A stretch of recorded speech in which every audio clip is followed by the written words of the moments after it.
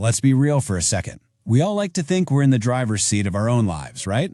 Making smart, logical choices. But what if I told you that most of your biggest decisions, what you buy, who you end up with, even what you eat, are actually being shaped by hidden forces you don't even see? Well, today, we're going to pull back that curtain on our own minds, using the brilliant work of Dan Ariely.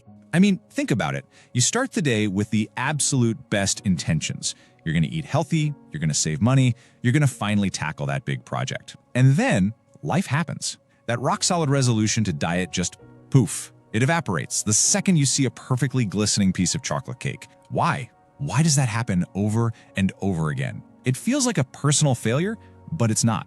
It's actually a massive clue to how our brains are really wired. So to understand what's really going on, we first have to tackle this giant, foundational idea that has shaped, well, pretty much everything.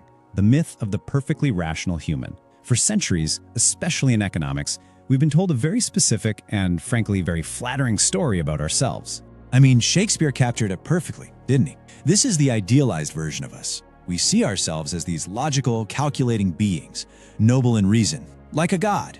It's a beautiful idea, and it's literally the bedrock of traditional economic theory. This idea of rationality basically assumes we all have a supercomputer in our heads, that when we're faced with a choice, we can just weigh all the pros and cons, calculate the value of every single option, and then boom, pick the one that gives us the most benefit. But does that really sound like you? Or anyone you know? Let's put that theory to the test. Okay, here's our first piece of evidence that just completely shatters that myth. It comes from a real-world example that seems so simple on the surface, but wow, it reveals a powerful and predictable glitch in our thinking. All right, take a look at this. It's a real subscription offer from The Economist magazine. You've got 3 choices. Number 1, an internet-only subscription for $59.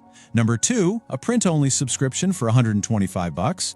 Or number 3, a print and web subscription, also for $125. Just take a sec. Which one looks like the best deal to you? So, when this was shown to a bunch of really smart people, we're talking MIT students here, the results were fascinating. A whopping 84% chose the print and web combo. Only 16% went for the cheaper web-only option. And get this, absolutely no one, 0 people, chose the print-only option for $125. It seems completely useless, right? A total dud? Okay, so if nobody chose that print-only option, it must be irrelevant. Logically, removing it shouldn't change anything. The choice is now just a simple one between the $59 web version and the $125 combo. So what do you think happened? And just like that, everything flipped on its head. Without that so-called useless decoy, 68% of people now chose the cheaper, web-only option. That decoy wasn't useless at all. Its only job was to make the expensive combo deal look like an absolute, undeniable steal in comparison. It was basically a magic trick for your brain. This is called the decoy effect. And here's the crucial insight. We don't make decisions in a vacuum. We're constantly comparing. That third, slightly worse option, the decoy, it gives our brain an easy comparison, a mental shortcut. It makes one of the other options seem so obviously superior that we just grab it without having to do the hard work of actually thinking about what we want. This whole thing reveals a fundamental truth about us. We don't have an internal value meter that just tells us what things are worth. We only understand value in relative terms. You know, is a $1,000 TV a good deal? Who knows? But if it's sitting right next to a very similar TV that costs $1,500, suddenly that first one looks amazing. Now, let's see how this idea of relativity builds into an even more powerful force. That decoy effect, as wild as it is just one example. There's an even deeper, more pervasive pattern of irrationality that governs our lives. And it often starts with a completely random number or experience. The principle is called arbitrary coherence. Let's break that down. The arbitrary part means the first price we see for something is often totally random. Think about the first time you paid, say, $5 for a fancy coffee. But the coherence part is where it gets crazy. Once that price becomes an anchor in our mind, it doesn't just influence that one purchase. It shapes how we think about the price of all future coffees.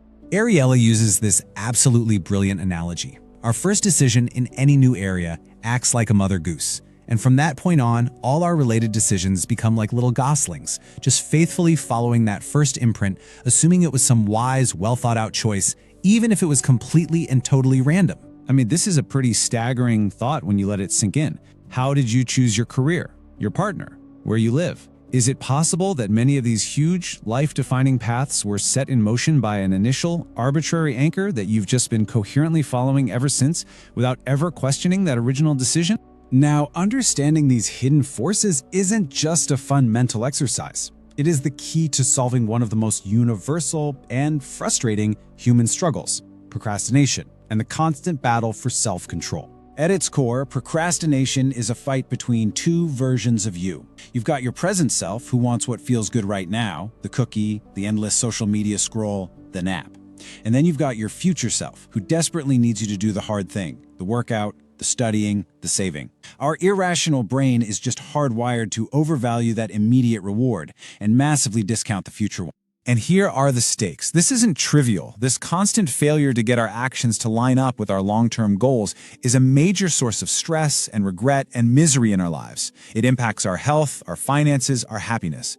Ignoring these irrational tendencies has a very real cost. But here's the good news. Once we understand the problem, we can actually start to design solutions. The first step is simple. Just accept that we are not rational creatures when it comes to this stuff. Then we can use that knowledge. We can use what are called pre-commitment devices, like setting our own firm deadlines, to trap our future selves into doing the right thing. Or we can pair an immediate reward, like watching a movie, with an unpleasant task, basically tricking our brain into action. So we've seen how decoys and anchors and our deep-seated desire for immediate gratification can steer us in predictable ways. Let's pull all these threats together now and see the really big picture. What does this all mean for how we actually live our lives? This quote from Ariely just lands the central idea perfectly. We think we're the ones calling the shots, sitting in the driver's seat. But in reality, we're a lot more like pawns on a chessboard, being moved by these powerful, invisible forces: relativity, our emotions, social norms that we don't even realize are at play. But here is the most important takeaway of all. Our irrationality isn't random. It is not chaotic or senseless. It's systematic. We make the same kinds of mistakes over and over and over again.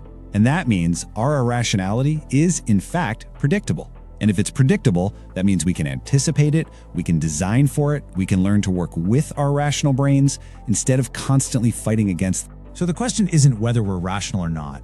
We're not. We can just put that to bed. The real question is this. Now that you've seen a few of the invisible strings that pull at your decisions, now that you know some of the rules of the game, how are you going to play differently?